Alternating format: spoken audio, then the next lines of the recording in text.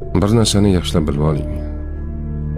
U otasini uyida och emas edi, siz uni to'ydiradigan. U otasini uyida kiyimsiz ham emas edi, siz kiyim olib berib minnat qiladigan. U otasini uyida malikalardek edi.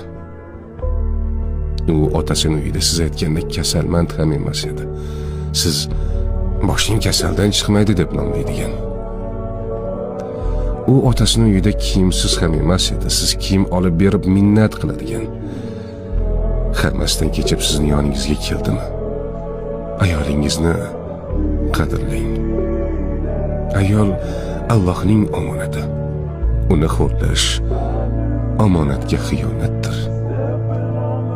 Omonat qilib bergan zot bir kun omonatning ustida albatta